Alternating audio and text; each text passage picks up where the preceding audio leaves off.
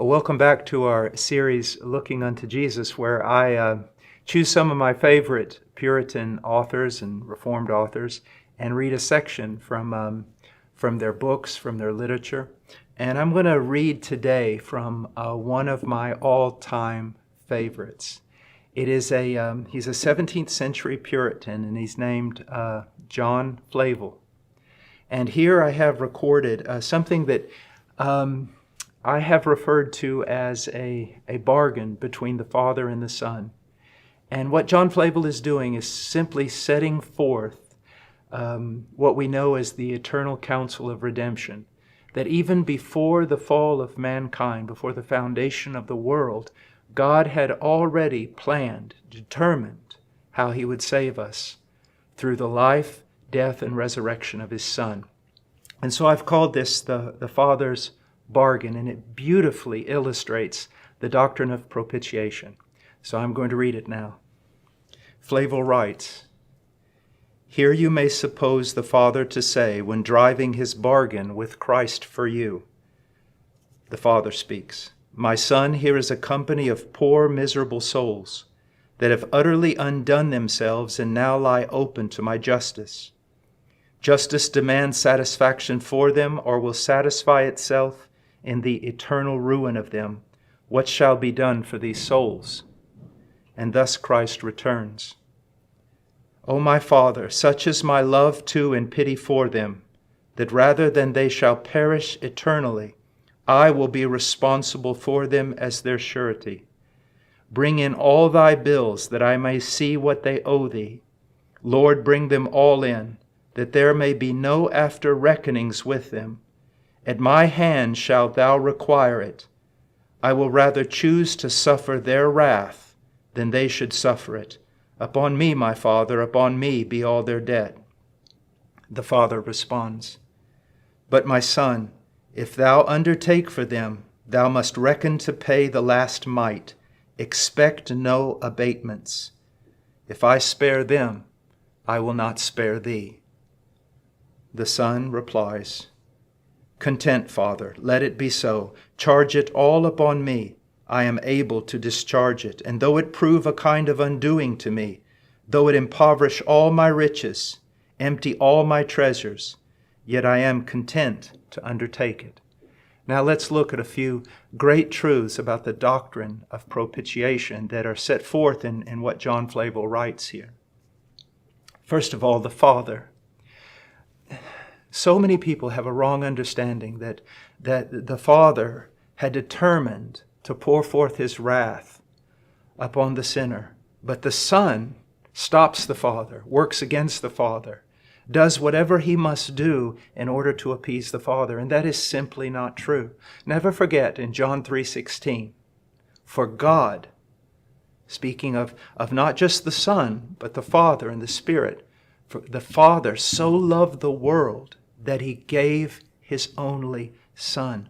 Our redemption is first and foremost the plan of God, the plan of the Father. So He says, "My Son, here is a company of poor, miserable souls that have utterly undone themselves." That's us. You and I, through our sin, we have ruined ourselves. And it says, "And they now lie open to my justice."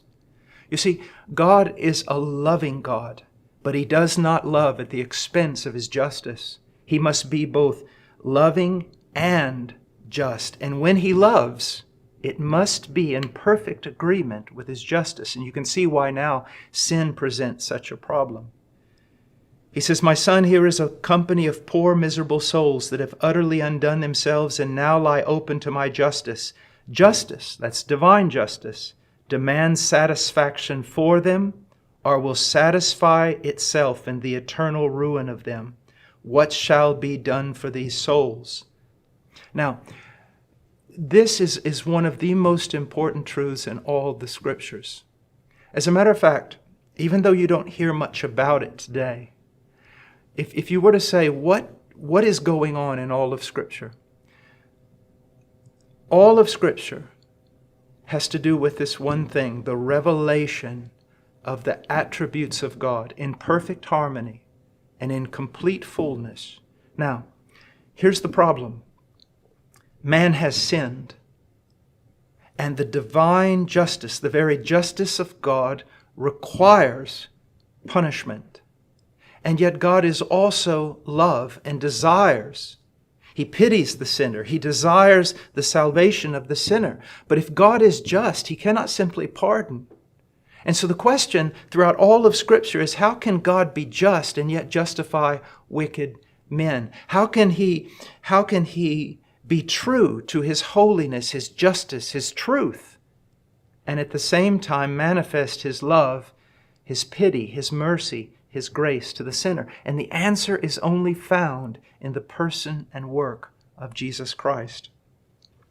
He goes on, the Son answers, "O my Father, such is my love to and pity for them, then rather than they shall perish eternally, I will be responsible for them as their surety." He will be our substitute. If you do not believe that Christ came as a substitute, not just a teacher, not just some spiritual leader, but He came to stand in our place, to bear our sin, to die under our penalty. If you do not believe that, then you're not believing Orthodox Christian doctrine. You're simply not Christian. He says, I will be responsible for them as their surety. Now look what He says, "Bring in all thy bills, that I may see what they owe thee. Bring them all in, that there may be no after reckonings with them." Do you see here the perfect work of Christ? That once He bore our sin, once He suffered on that tree, and once He died, He didn't just pay for some of our sins. He didn't just pay for our past sins. He paid for all our sins, past, present, and future. When He took the cup of God's wrath and He drank it, it's as though He turned it over and not one drop came out.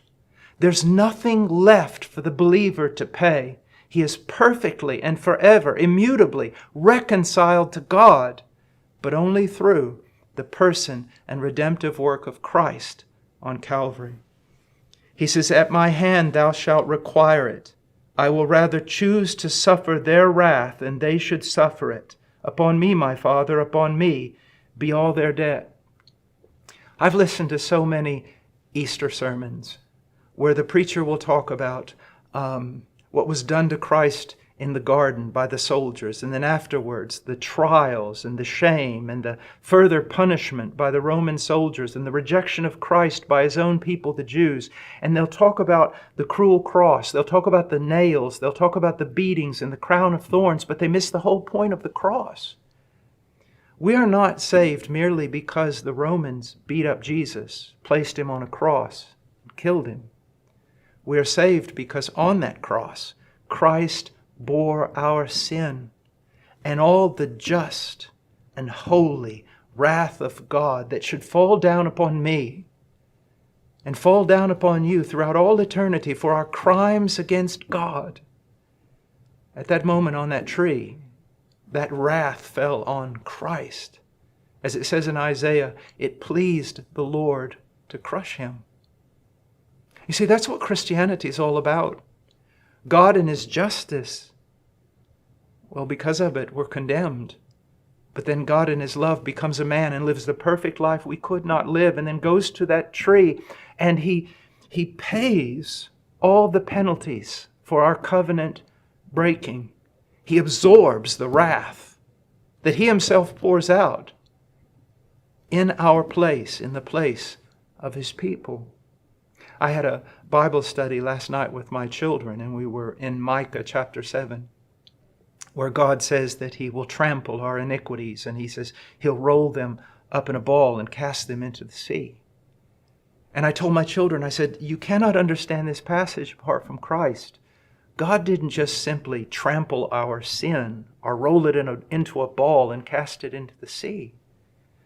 God placed our sin upon the substitute, Jesus Christ, and He was crushed. God placed our sin upon Jesus Christ, and He was cast into the sea of God's wrath in our place. And I can tell you, as I told my children, this is why I'm Christian. This is why I have to keep going. This is what makes men and women of God God's prisoner. The love of God manifested in what Christ did for us on Calvary. It goes beyond the mind to comprehend and beyond the words of preachers to communicate. He says, Lord, bring them all in, that there may be no after reckonings with them. At my hand thou shalt require it. I will rather choose to suffer their wrath than they should suffer it. Upon me, my Father, upon me be all their debt. And then the Father responds, But my Son, if thou undertake for them, if you stand in their place, thou must reckon to pay the last mite. Expect no abatements. When we used to travel on the Amazon and other rivers, but particularly the Amazon, it's so wide. And sometimes storms could come up so quickly that if you were in the middle of the river and you were in an open boat, the storm could sink the boat before you got to shore. And so when you saw those clouds coming and you felt the rain pouring down, drilling down, you would pray for an abatement, that somehow it would calm, that it would be extinguished. And what the Father is saying here, if you're going to stand in the place of my people, then expect no abatements. You must suffer wrath until you pay the very last mite, the very last cent. And then he goes on, the Son responds, Content, Father, let it be so. Charge it all upon me. I am able to discharge it. You know, one of the things that people don't understand is that there are so many reasons why Christ had to be more than a man, more than a demigod, more than an angel. That he had to be God. One is he had to be God that he might offer a sacrifice of infinite value, but also who but God could withstand the wrath of God? The wrath of God, the Bible says, it melts mountains, it dries rivers. And yet Christ on that tree, especially those 3 hours of darkness, it's as though he was shut up in a room while billow after billow of the wrath of God that should have been mine and yours poured forth upon him. He says, Father, let it be so. Charge it all upon me. I am able to discharge it, and though it prove a kind of undoing to me, though it impoverish all my riches, remember, though he was rich, he became poor, and he did so for your sake. Though it empty all my treasures, yet I am content to undertake it. Why? Because he loved us. Why did the Father give the Son? Because he loved us. You see, this is not the Father against the Son or the Son saving us from the Father. This is the Father saving us from the Father and the Son saving us from the Son. And the Spirit working to save us from judgment. The three persons of the Trinity were in perfect agreement with regard to the judgment we deserve. And they, as the old Puritans would say, they devised or contrived a plan, even before the fall of man, even before the foundation of the world, that all the attributes of God would be manifest to angels and men in perfect harmony, but in only one way, through the cross of Christ. When you look at the cross, do you see that God is holy? Yes, he is holy. Do you see that he's just? Yes, he hates sin. How much does he hate sin? When his own Son bore our sin, he crushed him. Do you see love? Yes, you see God substituting himself for the sinner and dying in the place of the sinner as the God-man Jesus Christ. You see, this is what causes us to press on. This is what causes us, when we fail, to get up and start all over again. This is the reason for our faith and for our endurance. Never be distracted, young Christian. Never get distracted. Fix your eyes upon Jesus, but not merely Jesus as the teacher or Jesus as the healer. Fix your eyes upon Jesus on the cross, the propitiation, the sacrifice for your sins. So many saints down through the ages have suffered so many things, like Polycarp, when he was tempted, when he was begged to turn away from Christ, he said, I cannot. And the reason why he could not deny Christ is this very reason right here. What Christ did for us on that tree. Let it be the thing that controls you. And let it be the thing that gives you comfort when, like me, so often you fail. That no sin committed by the believer is more powerful than the love of God manifested in the cross of Christ. Well, we've looked at this. I must make an apology. There's so much more that could have been said. It could have been said in a better way. But I want you to see Christ. And I also want you to see this right here is the reason why many of us still read very old books. God bless you.